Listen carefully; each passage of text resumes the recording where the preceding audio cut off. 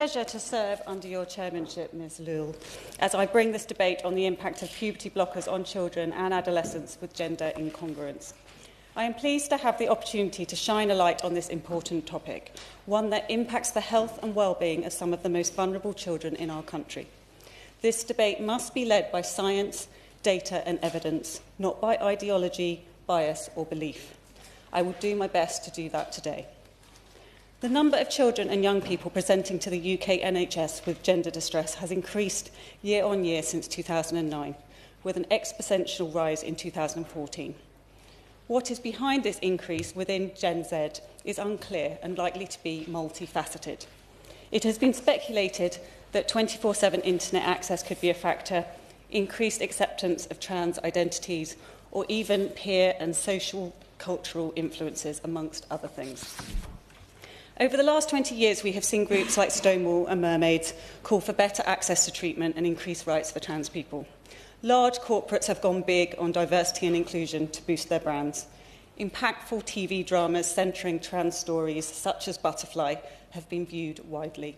And the public sector, from the NHS to the police, has been flying the progress flag at every opportunity.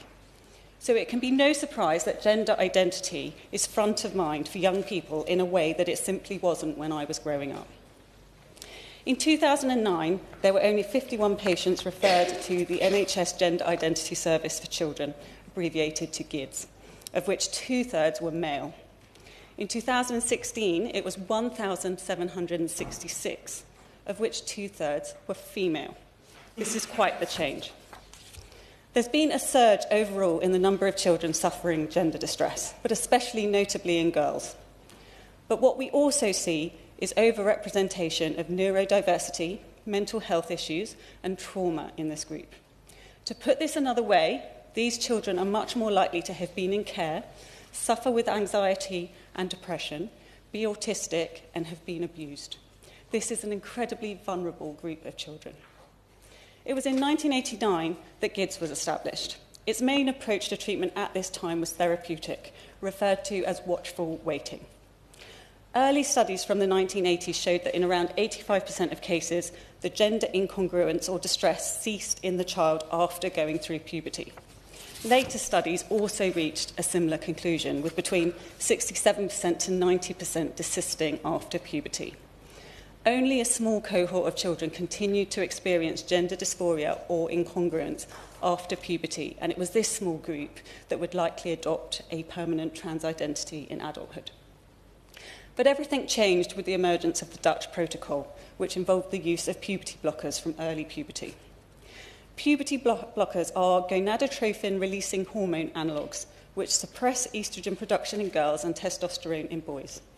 They are licensed for use in children with precocious puberty, where puberty starts much too early, and it is beneficial to suppress puberty to a more normal developmental time and age. But in the case of gender dysphoria, they are used to delay or even indefinitely stop natural pubertal development and maturation. It's important to note that puberty blockers are not licensed for this purpose. The original rationale for using puberty blockers to treat gender dysphoria was to press pause on puberty and give children time to think. But for some, it was also to increase the chances of a child passing as the opposite sex in adulthood. Once GIDS started trialling puberty blockers in the UK after 2011, the preliminary results in 2015 to 16 did not demonstrate psychological benefit, with in fact some of the females suffering a worsening of symptoms, including higher incidence of wanting to hurt or kill themselves. The results of the study were not formally published until 2020, and they demonstrated no statistically significant improvement in gender dysphoria or mental health outcomes. It's also important to remember those earlier studies which tell us that going through puberty can, in the majority of cases, relieve gender distress. It therefore follows that stopping or delaying puberty using medication could derail this natural desistance, essentially locking in or prolonging the gender distress rather than allowing it to naturally resolve. In the absence of any evidence benefit for using puberty blockers, you'd think that the NHS would have stepped back from using them after the trial. In addition, alarm bells should have been ringing loudly in light of the high numbers of autistic, traumatised, mentally unwell, and same-sex attracted youth in this group of children. But no, instead, puberty blockers and cross-sex hormones were routinely made available to an even broader group of children, including those with neurodiversity and complex mental health presentations. An independent, systematic review of published studies on puberty blockers, of which there were 50, was undertaken by the University of York as part of the CAS review. And it was found that puberty blockers do indeed suppress puberty effectively. However, they also found that given most children progress onto cross-sex hormones after starting puberty blockers, in reality, the main objective of pausing development isn't achieved. No reduction in gender dysphoria or improvement in body satisfaction was demonstrated either, and there was a very limited evidence for positive mental health outcomes. But worryingly, bone density in those taking puberty blockers was compromised, and height gain may lag behind normal. And in the case of biological males, it can make vaginoplasty more difficult in the future due to insufficient penile growth, forcing the use of gut tissue instead. In the CAS review, it says, and I quote, "There seems to be a very narrow indication for the use of puberty blockers in birth-registered males in order to stop irreversible pubertal changes. Other indications remain unproven at this time." So I take this to mean that these drugs have been given to young girls because they benefit, not because they benefit them specifically, but because they might benefit a very small group of males. Professor David Bell, a retired consultant psychiatrist at the Tavistock, and Dr. Sinead Hellier, a clinical trial nurse, have also warned of the potential harms in a recent article as follows, and I'm quoting, "Current known and potential harms of puberty blockers are multifold and include reduced bone density and early onset osteoporosis, brain swelling, and concerns around impairment of future sexual functioning and ability to form emotional relationships." A recent review of the impact of suppressing puberty on neurological function highlighted that adolescence is a critical window of neurodevelopment and puberty plays a critical role in this process. The author concluded that suppression of puberty impacts brain structure and the development of social and cognitive functions in which the effects are complex and often sex-specific. End quote. The overrepresentation of same-sex attracted girls and boys in this group of children being treated with puberty blockers is particularly concerning. In one particular study in the Netherlands, of 70 patients who were given puberty blockers between 2000 and 2008, 89% were same-sex attracted, with most of the rest being bisexual. The same pattern was also seen in most of the other trials, with a majority of these children growing up to be same-sex attracted adults. A paper from the Gibbs Service in 2016 reported 89% of the biological girls being either same-sex attracted or bisexual. Why would same-sex attraction be overrepresented in this way? Could gender distress be symptomatic in some cases of struggling with sexuality? Is sufficient emphasis put on reassuring these young adolescents about their sexuality to establish if the gender distress is linked or separate? Or is our society's hyper-focus on gender identity and gender conformity putting them on an unnecessary medical pathway to change their body? Kira Bell, who has now detransitioned, says, and I quote, "I became attracted to girls. I had never had a positive association with the term lesbian or the idea that two girls could be in a relationship. This made me wonder if there was something inherently wrong with me. Around this time, out of the blue, my mother asked if I wanted to be a boy, something that hadn't even crossed my mind." In the review by Dr. Cass, she received several reports from parents of biological females that their child had been through a period of trans identification before recognising that they were, in fact, a lesbian. So this begs the question, why are so many young lesbians being medically transitioned? Before I move on to my questions to the Minister, it's important to note that almost all children and young people that take puberty blockers will go on to take cross-sex hormones. I raise this because it links the two treatments. Thus, the impact of puberty blockers can't be looked at in isolation. Cross-sex hormones can lead to further surgeries, lifelong medication, and loss of fertility and sexual function. These are catastrophic impacts. How can a prepubescent child really understand what never experiencing an orgasm means and the impact this could have on their future relationships? Or indeed, what losing the opportunity to have children could mean? It is very apparent that the lack of solid long-term data on outcomes for patients who were treated with puberty blockers is problematic. No doctor should be prescribing something in the absence of strong evidence of its effectiveness and a clear understanding of the side effects.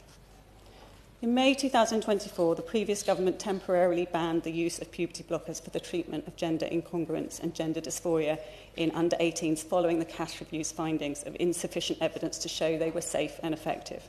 And this ban was made permanent by the current Secretary of State in December. In light of everything I've laid out today, I fully support that decision, which is sensible, has full regard to the data, and puts the safety and well-being of children first.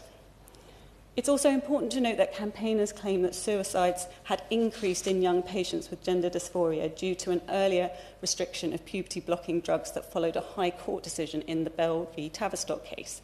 That has been disproved by Professor Louis Appleby's investigation and report published on the 19th of July 2024, where he confirmed that the data did not support such assertions. He concludes that, and I quote, "The way that this issue has been discussed on social media has been insensitive, distressing and dangerous and goes against guidance on safe reporting of suicide. One risk is that young people and their families will be terrified by predictions of suicide as inevitable without puberty blockers." At the same time the Secretary of State announced the permanent ban on puberty blockers, he announced that a clinical trial would be set up in 2025 to look at the use of puberty blockers to establish a clear evidence base for the use of this medicine in gender incongruence. The £10.7 million trial called Pathways will be carried out by a team at King's College and is due to run till 2031. It will track the physical, social and emotional well-being over 2 years of young people who want to delay puberty and whose parents and the gender service agree with this treatment option. I would be grateful if the Minister could provide an update on the trial and how she intends to ensure that children are not physically or psychologically harmed. A trial of this nature of a drug that is unlicensed for gender incongruence raises many ethical concerns. In the words of Professor David Bell and Dr. Sinead Hellier, the first duty of any clinician inside or outside of a clinical trial is to do no harm. Can there ever be a situation where it is ethical to run such a trial when the harms could be significant? It's important to remember that these are physically healthy children that stand to have worse health by the end of it. This is in no way similar to a clinical trial for a cancer drug where the patient is seriously unwell at the beginning. Secondly, approximately 9,000 children and young people have been treated by GIDS over the years. This gives a plentiful supply of data on long-term outcomes for those who took puberty blockers and those who didn't. Please, could the Minister clarify and explain why a new trial is needed in light of this abundance of data? And please, could she provide an update on the exercise currently underway to obtain this data? Thirdly, the current trial only proposes to look at outcomes over a 2-year period. To put this into context, a child who starts puberty blockers at 13 years old will only have their outcomes followed and assessed till the age of 15. This is not long enough to understand medium and long-term outcomes.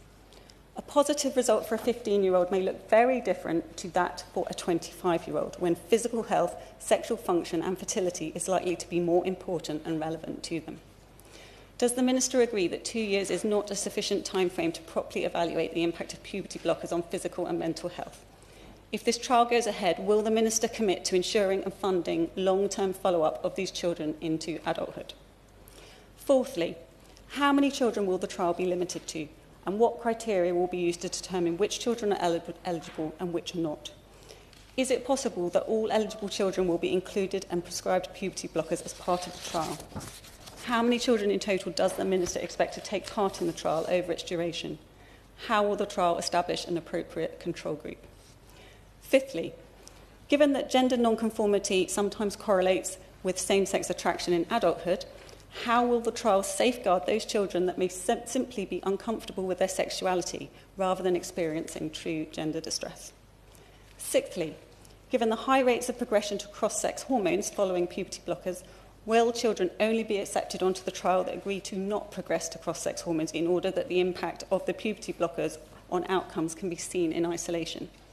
If the answer to that is no, given the corresponding likelihood of impaired sexual function and loss of fertility, how will these children taking part in the trial be able to contend to this, given the monumental ramifications?